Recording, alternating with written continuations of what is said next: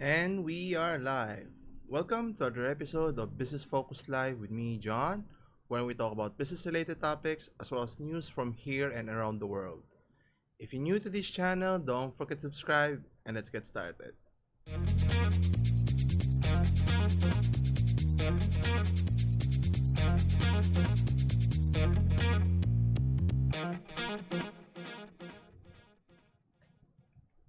And we're back. Thank you again for joining me this week. In this week's episode, in particular, the Happy Chinese New Year to everyone. So we'll be talking about some interesting things that's been going on in the past week or so. So first topic is about EVs or electric vehicles are becoming more popular, especially in North American region and other parts of the world. Uh, Tesla leading the way, but still there are still issues with regards to some of the limitations with regards how EVs in terms of mileage, capacity for you to be able to travel further compared to diesel powered gas powered engines and so forth. Another concern now based on this article focuses on its weight, and it's significantly heavier compared to regular combustible engine. We'll talk about that. Next is in terms of one of the greatest investors of all time, Mr. Warren Buffett, is investing on technology, in particular Apple Inc., which is kind of ironic. He used to shy away from technological company like Apple. Now he's heavily investing. As to why, we'll take a look at that as well. Next, we'll be discussing along the same lines. If you're planning to invest on several companies, maybe you want to avoid investing in Facebook in particular, which their valuation had dropped significantly in as much as a little over $200 billion. So that's no small feat. We'll take a look at that as to why. Next, we'll be talking about the tiff or the saga that happened within Spotify, wherein Joe Rogan is a very popular has a popular podcast, and with his sort of how he shares information or misinformation about COVID situation and how to address it, has led to a backlash in terms of even singing greats. What's his name? I forgot the name of the artist. What was the name of the artist? Yeah, musician Neil Young even boycotted the platform because of the company's prioritizing Joe Rogan's popularity in terms of generating more revenue for their business. And lastly, we'll be talking about the battle between the Federal Aviation uh, Association and the FCC, uh, Federal Communication Commission, regards the implementation of 5G technology. How would this affect to aircraft carriers, especially for the airlines? We'll be talking about that as well.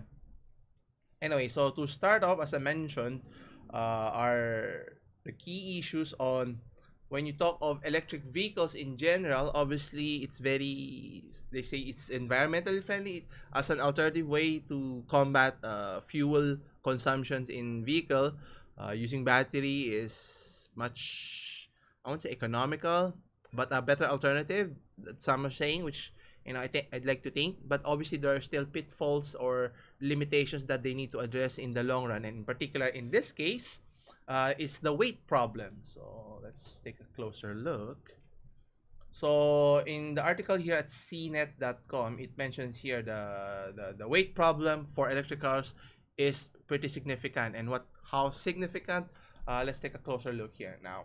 Obviously, electric cars has more torque and more speed in the short run, but in terms of mileage, it still pales in comparison in terms of how fast you can recharge or refuel your combustible engine compared to electric vehicles, which takes longer than necessary. Anyway, so you can see here in terms of weight, so we can compare a Tesla 3 model, which weighs around 4,000, a little over 4,000 pounds, which is 375 more, or 380 pounds more than the BMW 330i xDrive.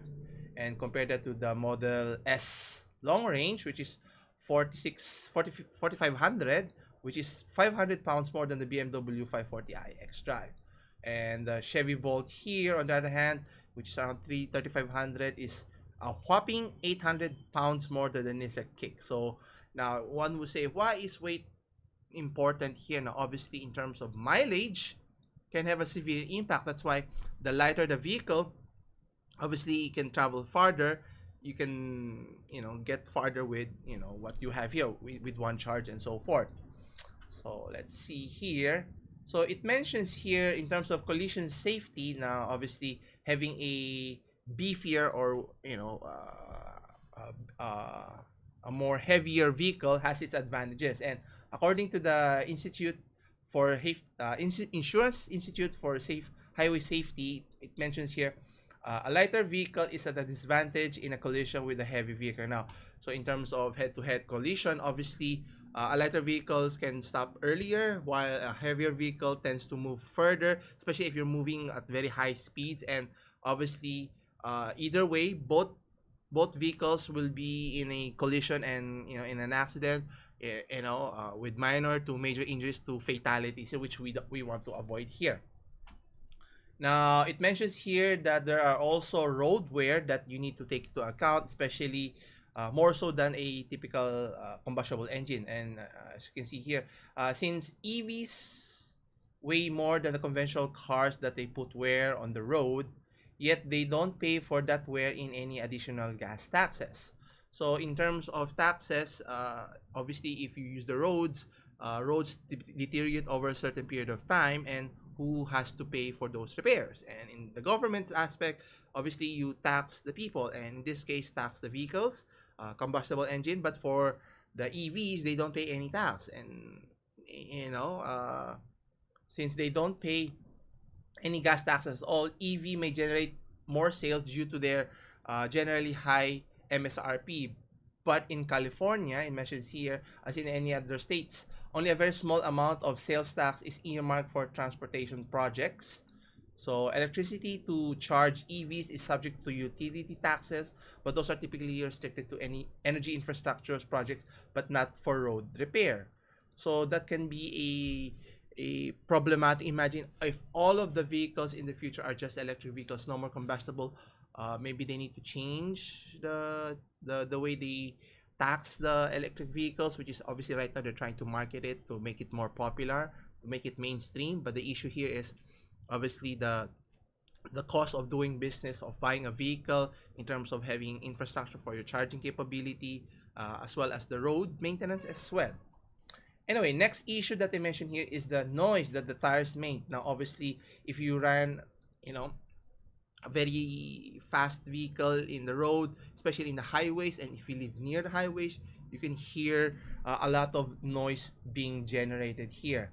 And if you live or you have a school that's 300 feet near the freeway, according to a research here by acoustic engineers Judy Rochat and Darlene Ritter, the noise endured near freeway is caused by the tire contact and the pavement. So it's not the roaring engines that you hear that causes the noise, but it's the tire that spins very fast. So with the increased weight of the EVs here, obviously it will make more noise and will be more pronounced, as I mentioned. So they generate as much, if not more, tire contact noise than a conventional car. So obviously that can be, we can only accept a certain limit of decibels. I think around 100, decibels. If it's beyond that, it's considered noise. And obviously inside a car you're protected, but for everyone else in your surrounding area, it's not good. Another key issue that was mentioned here is the towing and payload. So again, a heavy vehicle has its advantages in terms of being able to tow a vehicle. Now, that's not as popular here in our country, but in the United States, obviously, if you have a motorhome that you want to travel in cross country and take a vacation of sorts, it has carrying power to pull heavy capacity here. But one of its issue here is, even though it's able to pull a significant poundage, but the issue here is once it runs out of juice and it can drain the battery reserves much more quickly, then you're stuck in the middle of nowhere and you need to get services to help you, and to charge it in the middle of nowhere would be inconvenient, and obviously it drains much quicker since you're draining a lot of energies here. Even though for its towing capabilities, as mentioned here, they suffer when it comes to towing over long distances. So as mentioned earlier, so the heavy battery becomes useless and becomes dead weight as it expands its charge. So the key here is, will you be excited in terms of owning your first ever electric vehicle? Now, for some who have already owned an electric vehicle, you may only see the test case used for, if it's city driving, can it actually do what a regular combustible engine do? Obviously, it's still not yet there, but hopefully it can get there sooner rather than later here. So here's to hoping that Tesla can make improvements, and not to even consider the software aspect that I have significant issue with it because of its irresponsibility of marketing as a full self-driving versus just a full assessed driving capability. But that's for another discussion here. Anyway, next is we talked about in terms of investment, right? One of the greatest investors, as I mentioned earlier, Warren Buffett, is heavily investing or committing to the Apple Inc. company here. And according to the article here in CNBC.com, the value of Warren Buffett's Apple investment is not paltry or minuscule. No, not minuscule. Minor to consider. It's pretty significant, and the fact that Apple's investment just went up by almost 10 billion, making his investment the right choice. So let's take a closer look. So Warren Buffett's company, Berkshire Hathaway, notched almost 9 billion in gains on Friday or last Friday as Apple stock rose on a strong earnings report. Now, obviously, Apple as a company is making tremendous headway in terms of increasing value for shareholders by producing more product or even more expensive product that people want to enjoy and want to purchase and so forth. So once very apprehensive Mr. Buffett in investing tech companies such as Microsoft and so forth, is now invested or owns a little over 5% of outstanding Apple stock, and that's pretty significant. So it mentions here that Apple CEO Tim Cook has praised Berkshire's investment in the company. So meaning, obviously, if you're in Apple or if you're the CEO, it puts credence that what they're doing, meaning a lot of people investing in their company, not just individuals, but big companies like Berkshire Hathaway, puts credence to what they're doing, and despite the criticisms, even I, as mentioned, provided criticism for the company, is still making a lot of headway in terms of focusing on their core product, which is their smartphones, their laptops, desktops, smartwatches, and now they're trying to diversify and go into the field of automobile by making its first ever Apple vehicle. Now, whether that's going to pan out, we have to wait and see here. Anyway, so here we can see here Mr. Warren Buffett. It's a very young person, still active at his at his age, and you can see here the valuation has increased by almost 10 billion as mentioned. So the Apple stock rose nearly 7% on a strong earnings now. But take note, any companies that you invest, especially in those big tech companies, there's a volatility that mentioned here. And I think if you've heard the news a few years back, that the valuation of Apple suddenly dropped to $100 billion. So obviously take it with a grain of salt when investing here. Is it only a temporary issue or is it a long-term issue here? So decide at your own risk here. Anyway, it was mentioned here that Apple reported December quarter earnings posting a nearly 124 billion in sales and strong sales growth in every product line except for iPad. So meaning people are still clamoring for Apple products. Even though there's a chip shortage worldwide, they're still making headways with what they have. So, they're leveraging with what's making them successful here. What's interesting here, Berkshire Hathaway started accumulating Apple stocks way back in 2016 and now owns 800, almost 900 million shares of the Apple Inc., which is only 5%. Okay, so that's pretty significant. So they've invested a lot in the company, knowing that it will grow. But the question is, will it grow exponentially in the next 5-10 years or even more beyond that? Only time can tell, because obviously tech companies like Apple has to continuously innovate. Otherwise, competitors can swoop in and take over their market share here. Anyway, speaking along the same lines with investment is, if you're planning to invest, as I mentioned, take it with a grain of salt. Be aware of the volatility, whether you're investing in stock market, or even in cryptocurrency. Another example here is Facebook's valuation, which suddenly dropped by more than $200 billion. And obviously that's not good. And question is why? What's happening with Facebook all of a sudden, with given all of their controversies that's happening within the company, how they treat the consumers' data, and how they treat their consumers in general. Let's see here. So according to the article here at CNBC.com, Facebook's 237.6 billion fall sets record for the largest one-day valuation drop in stock market history. So let's see here. So Facebook lost more than a little over 200 billion in value. So that's not chump change. And that's right. So the previous record holder was Apple, which lost a little over 182 billion way back in 2020. Now I'm sure they are able to recover it in time, but obviously if you're an investor, that's not a good sign when your values rose significantly high and then it drops significantly also. Think about how cryptocurrencies value, like Bitcoin, rose as high as almost $70,000 to now to a measly low $30,000 to $40,000 here. Next, we mentioned here, Facebook's decline came after it reported weaker than expected first quarter revenue. So let's see here. So Facebook parent Meta, or Facebook changed its company's name to Meta, lost to more than 200 billion, as I mentioned. Now, question is, why did it suddenly drop all of a sudden? Now, it's not just their company that has a significant drop in history. You can see here in the past 2 years alone, you have Apple, Microsoft, Tesla, and Amazon ballooning in valuation.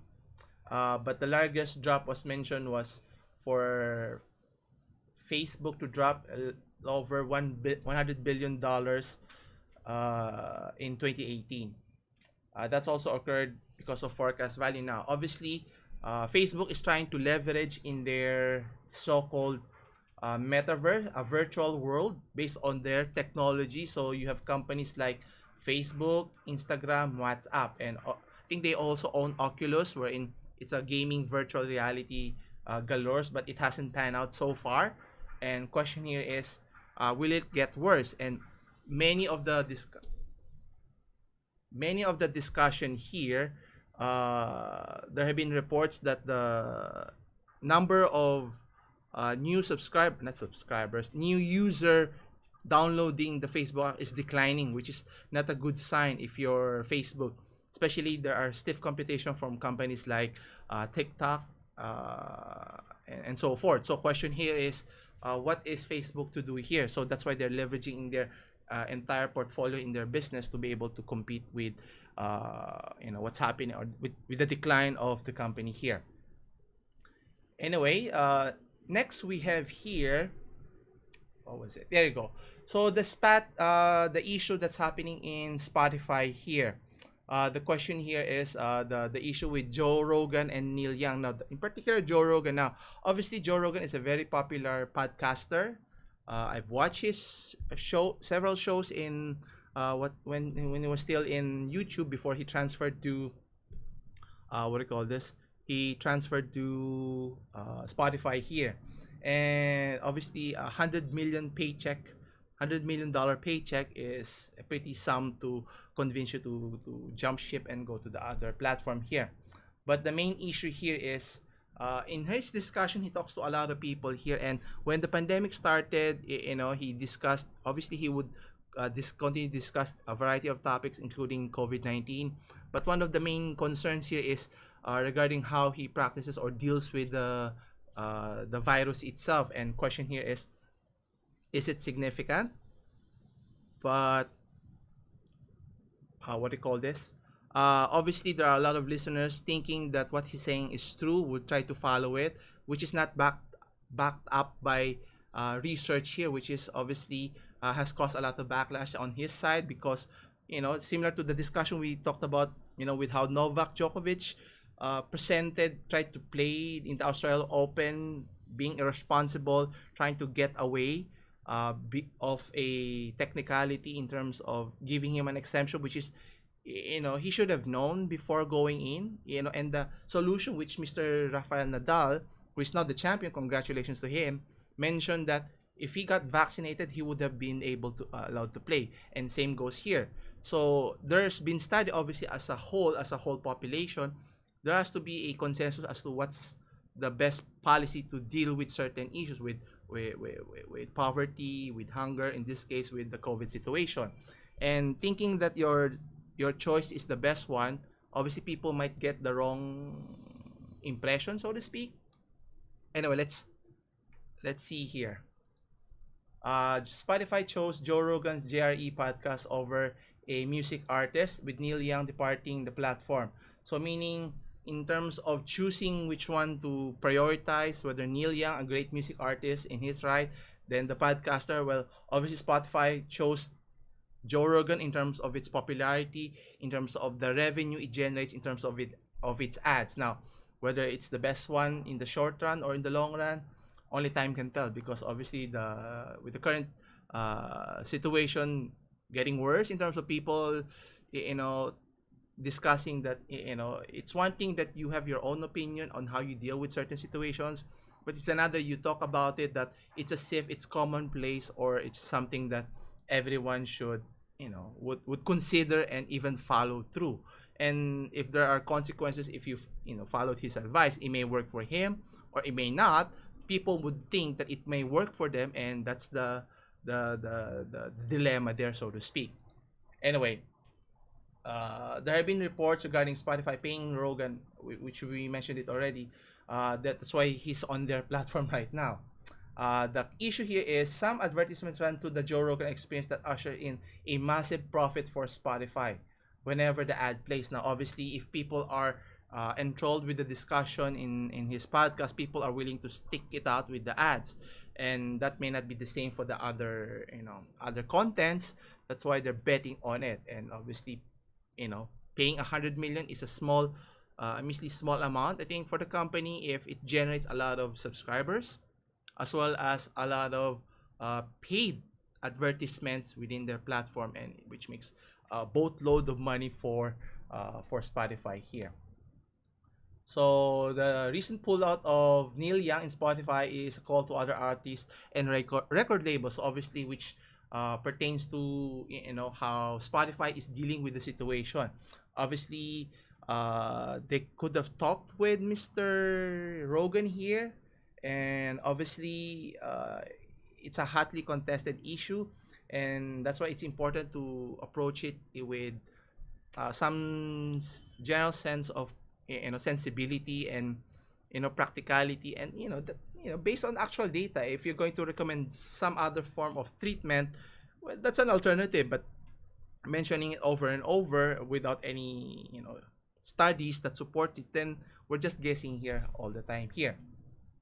Even the WHO, which I'm too thrilled to hear, supports Young's boycotts of Spotify. Obviously, it's going to get a lot of news, which that's why I'm discussing it here today. But the point here is, does Neil Young has a point here in terms of, does it promote COVID misinformation, which is which we don't want, because obviously we want to have a clear information of what the virus is, what it can do if we don't get vaccinated, and what are the risks if you don't take the vaccination. And obviously, as I mentioned, uh, it's not just yourself who's going to deal with the disease or the virus, it's your family and loved ones, because once you get infected, which can be asymptomatic, you're a carrier, you don't even know, can affect others without even you realizing, which I think that's the crux of the issue here. It's one thing that if you get sick, that cannot be transferred to other people, but this virus can be transmitted without you knowing it, and by then it's too late. Now obviously many of the cases that tested positive, many of it, it just went away. You still get better, and then that's the end of it. But for some, could have an adverse effect, that could lead to fatality, which obviously we want to avoid as much as we can, or eliminate as much as we can.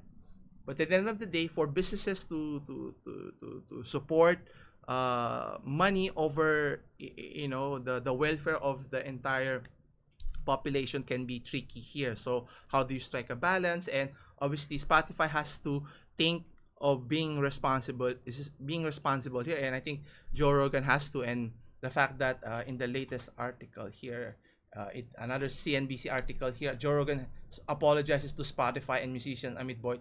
Not just apologize to Spotify, but apologize to the public, to the people who's an avid listener to him.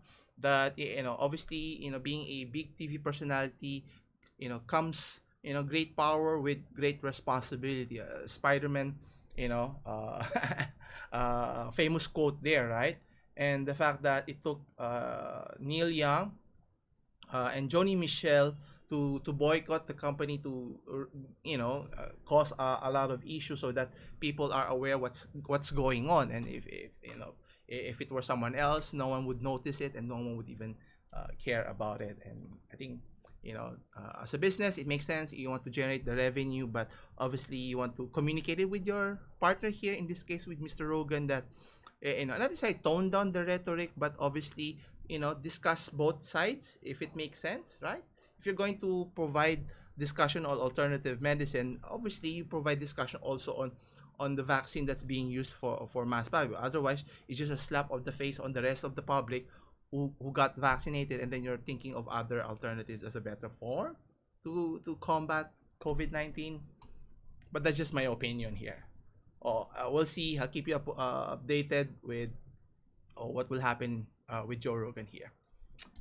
Anyway, lastly, for our last topic, the battle between the FAA, or the Federal Aviation Authority, is it Federal Aviation, yeah, Administration, not authority, versus the Federal Communication Commission.